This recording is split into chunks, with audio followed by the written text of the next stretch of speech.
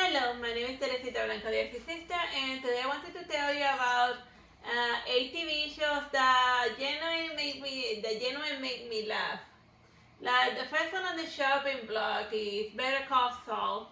Like the first opening skit, the one where the one where he tries to like rip off a little old lady and then it devolves into him and two other guys almost getting shot at in the knees and getting like buried in the desert. Like I thought that was hilarious, but the problem is that Saul, as the show went on, it sort of like lost his humor, just became dark and depressing. So the first couple of seasons are hilarious, but then once it turns black and white, then it starts being funny. So you just watch like the color versions and you'll be good. But like, what would you find the funny guy? Like life is already serious enough without the funny stuff, or Like I get that this is like part of the Breaking Bad universe, but it's like whatever. we didn't like Breaking Bad. It sucked.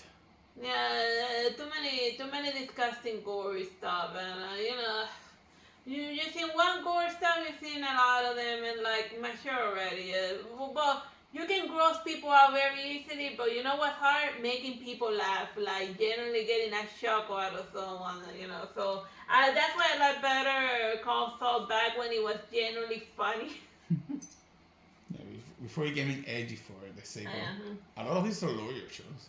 Yeah, well, she's not like a lawyer. She's like She's a a lawyer. notary. Yeah, she's the type of lawyer that is a Fisk. Like I think the show is Australian. Like what I like about this one is that for the most part, all of the problems are like super mellowed out. There's nothing like doomsday or ridiculous or as life threatening as Breaking Bad, as Better Call Saul. It's just she handling like a random inheritance or like little contracts and getting into bizarre cookie situations either with her co-workers or with the clients themselves. Like remember, like one of them was like trying to get somebody to apologize, and regardless of how much he tried, it just wouldn't happen. So then that was like the entire episode.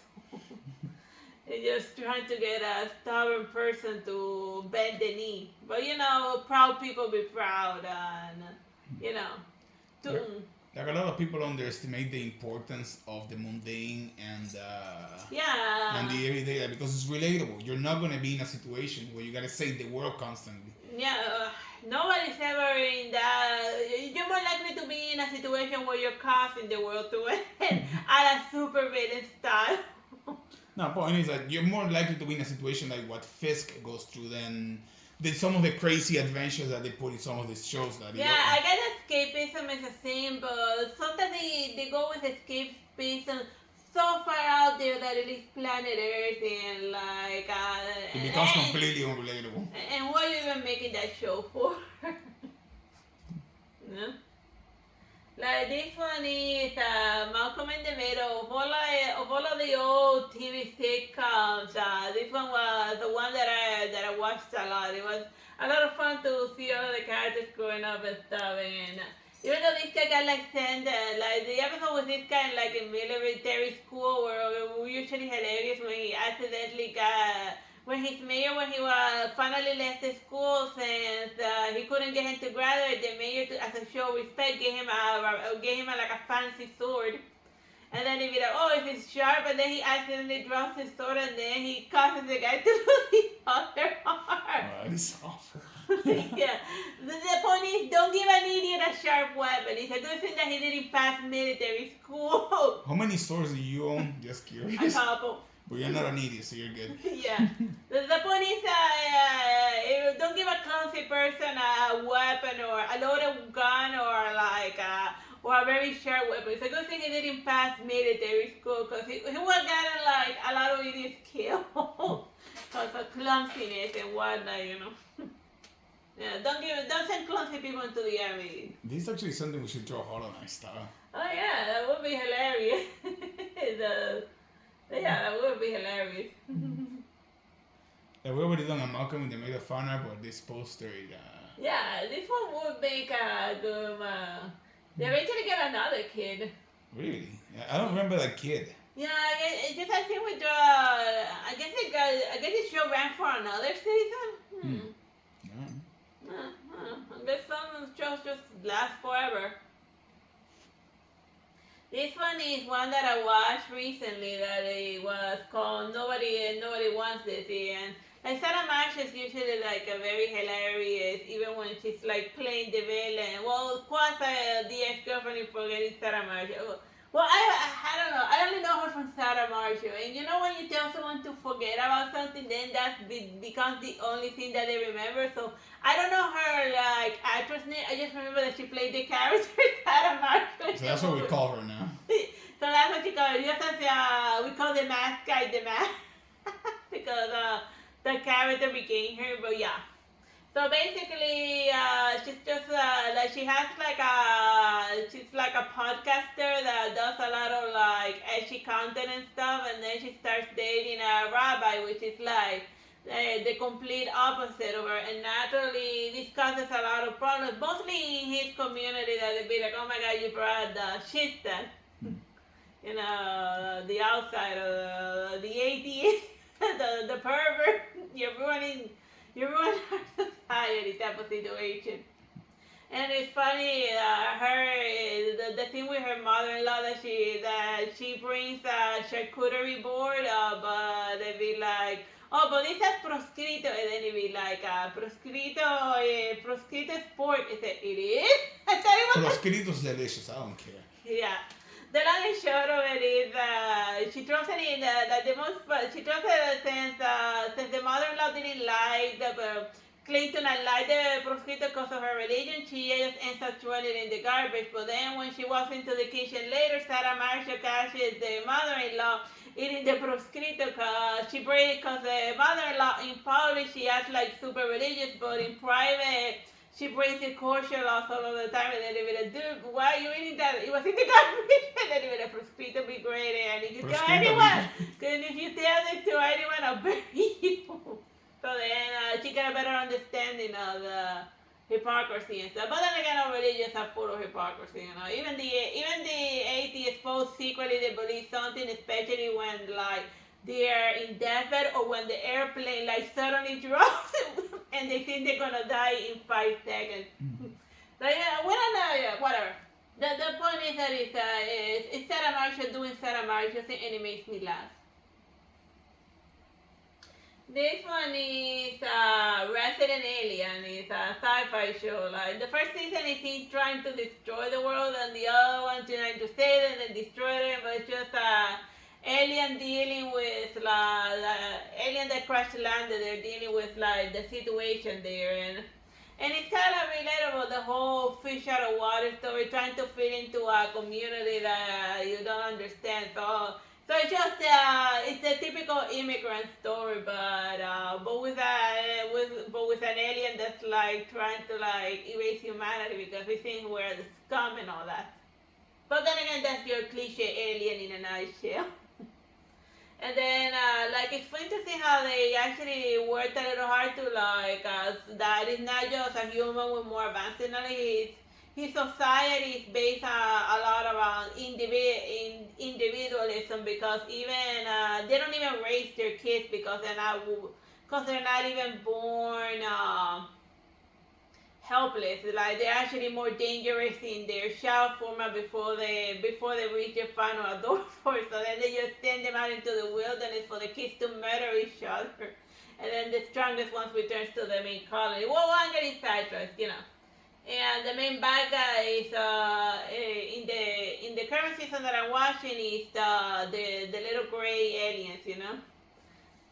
So yeah, and most of the jokes is just him like having alien reactions to like normal everyday human situations, and like the Spanish translation is very fun. I don't know how the translation in English is like because I wasn't showing like in Spanish with my mother. So if you stop translating the seasons of the show, there's a good chance we will not continue watching it. Give it the Spanish dubbed. It's fun. Whatever. The other one is, this one's also a new one, Running Point in Netflix. And it's basically that this woman, her brother manages like a basketball team. But then he has to go to like rehab. So then he puts his sister in charge, and then she dealing with like all of the random misogyny revolving around the fact of a girl managing a guy basketball team. Or like managing anything. Or managing anything really. Cause it's America, and as much as like people wanna pretend that in the U.S. that misogyny is not a thing, it still is. It's kind on paper, but in practice it still persists. And she's lucky that she even gets half of the respect because she's a good-looking woman and not like what Americans would consider an eyesore. Because then she will get double bully misogyny because they somewhat tolerate her presence because she's pretty. Cause that's the world we live in. But that's not the point. Lots of basketball randomness happening in the running point, and I do like basketball.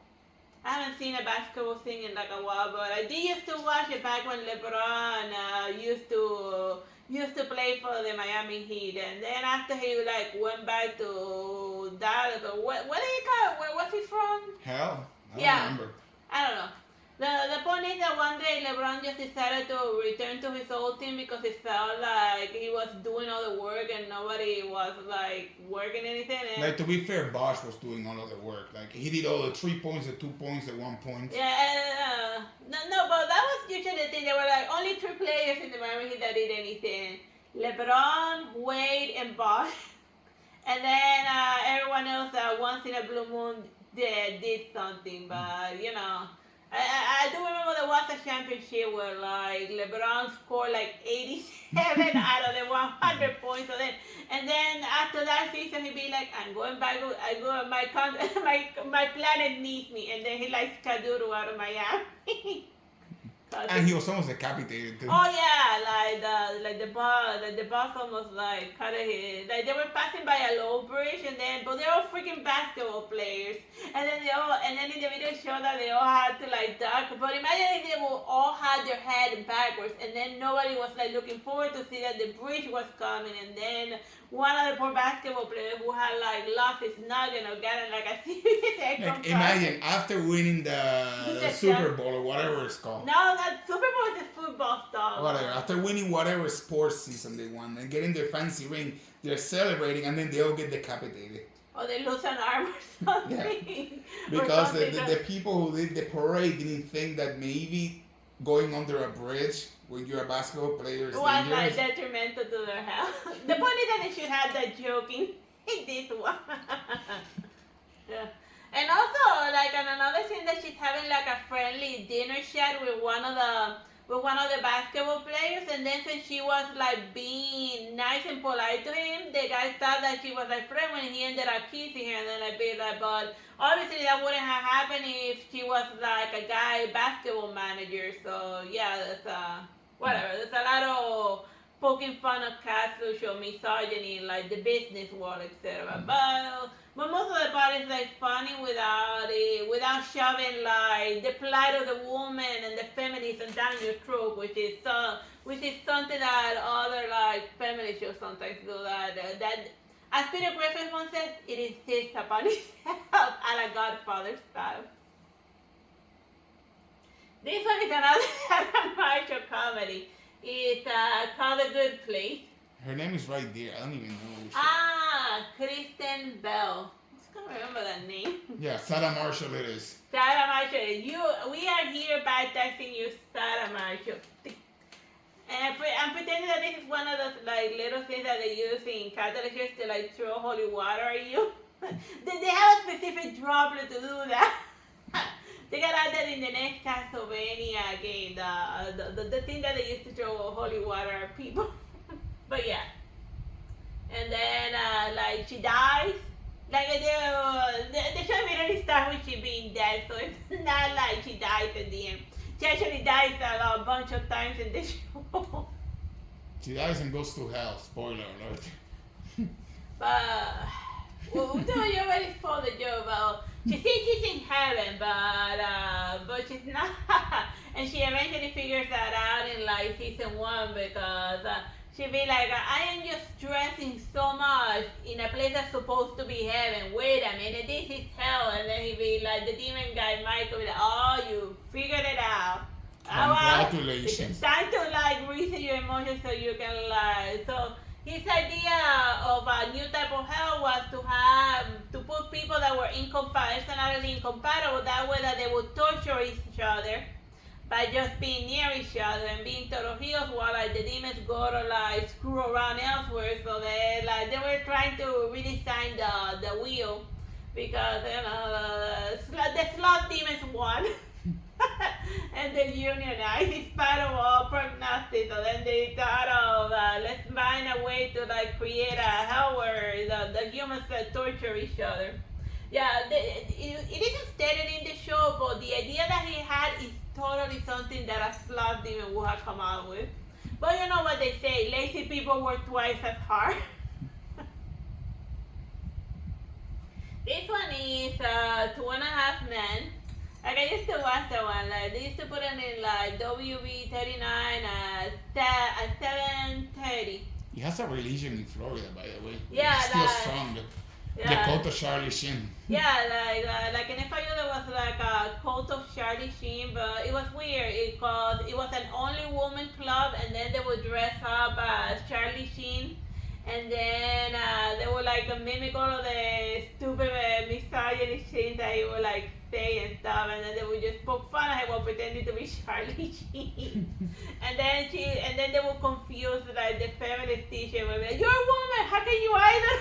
I Charlie Sheen, and then it'd be like, and then they would show the Harry Booker say one of his catchphrases. They would literally read off the script of 2.5 Men as if it was a Bible and like Yeah, quote verses of it. It was, yeah, just hyper memorize all of the things he said because they just found him hilarious. And then I guess every person out there is coming out with a new way to troll someone, and I guess that's how they found a way how to troll their university professor, their feminist university professor movement by being the embodiment of everything that they despise. So if you really wanna like drive your feminist teacher nuts, then you just be a shit, like dress up as a chick, but like start saying all of the but pretend to be Charlie Sheen.